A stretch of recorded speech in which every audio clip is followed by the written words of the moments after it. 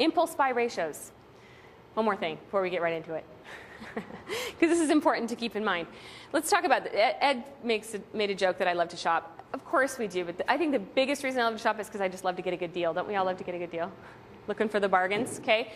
Impulse buy ratios. We all have a certain ratio within our minds, within our emotional decision-making process that that we follow when we go shopping. If we go to the convenience store and you're looking to you go and get gas, you run in for a soda or whatever, what are you willing to spend on your impulse buy? Just throw out a number. $5, right on, okay? $5. Nordstrom's. We got Michigan Avenue right outside, okay? If we're going to be strolling up, going into a higher-end department store, what do you think that ratio is? This part is always funny because the women say numbers that are completely different from the men. You know, $100, okay? What would you have said? You mind? 10? $10? See what I mean? It's funny. Anyway, it's funny to me. It makes me laugh. But the actual national average that they talk about is between $50 and $60. That's what the impulse buy ratio is in a department store. Well, what does this have to do with dentistry, right? What do you think it is in your office? What's your patient's impulse buy ratio in your practice? And here's where I get the $10 copay. Okay? Very, very close, right? Between $300 and $500. In fact, it's probably right there. Okay? So what does that tell us? We're not helping our patients capitalize on those impulse buy ratios very often in dentistry with the current model. And that's one of the reasons that some of these things that we talk about today work so well, is that it's right in that range. What fits within that range in hygiene that we're doing? Pretty much everything, right? The only exception would be the full-blown perio treatment with no insurance. But even a patient that has full-blown perio treatment and insurance, it's still usually their out-of-pocket is right in between that range. Okay, so that's why I bring that up. That's why it's important to focus on that. Okay, let's talk about fluoride for a few minutes. Now, some of this, for those who have been members just for a few months, you may have listened to one of the phone calls. We've had fluoride phone calls. So if I'm telling you information that you already know, bear with us here for a minute. But it's important for us to review it because a lot of us, the feedback that we're getting from members is they don't even know really where to start. And this is where I'd suggest that you start. Start offering fluoride to your adult patients. Okay? Very easy to do. Very few offices are actually doing it. And some offices that have been doing fluoride for so long that it's kind of just natural, it's just part of what we do, can't believe that there are people out there who aren't doing it because it's so easy to do. Okay? Why don't we offer fluoride to adults? Okay? Okay, that's why we should offer it. Why do we not?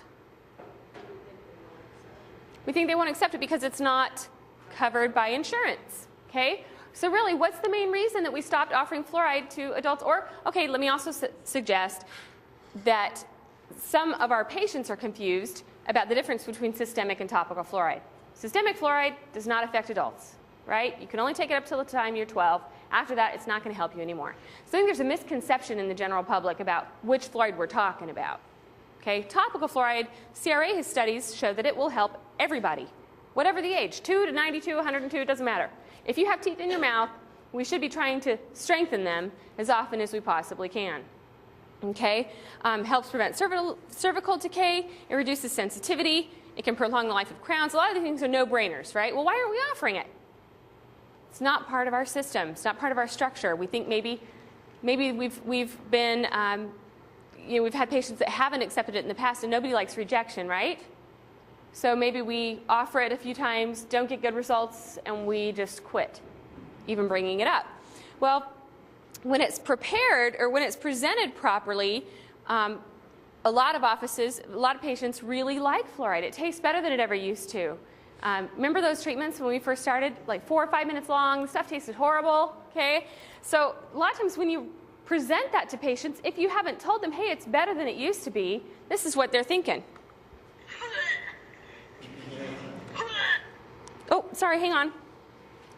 Now we lost the momentum here. I was trying to turn the volume up for you.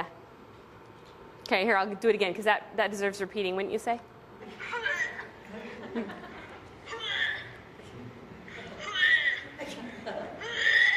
Okay. That's great, huh? Don't start puking. No. So what does it mean? What does it mean for hygiene profitability? If the average office sees 8 patients a day, And we do average fee for fluoride from what I've seen is about $25. Just to let you know, I recommend you keep your fluoride fee in the $20 price range, just because if you're charging $39, you're going to have a lot fewer patients accept it.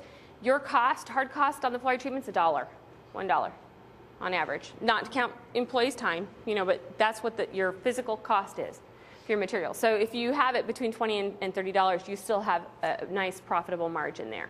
Okay? So if we do that on average, and we're not going to count 100% acceptance, I'm usually I'm presenting, when I talk about numbers, I don't want you sitting there saying, that wouldn't work for us. We couldn't get that many people to do it. So I always estimate low, okay? Always estimate low. So with 80% acceptance, which you should get if you're working on your verbiage and some of the scripting, which I go over a lot on some of the audio calls that are available on the Navigator. So Darcy can help you when we talk about how to find things on the Navigator. We'll make sure you know where to get those training calls if you were not able to listen in, because there's really good information there. Okay? So just that said, with 80% acceptance, we're looking at an increase of more than $30,000 to your practice over the next year, just with offering fluoride to adults.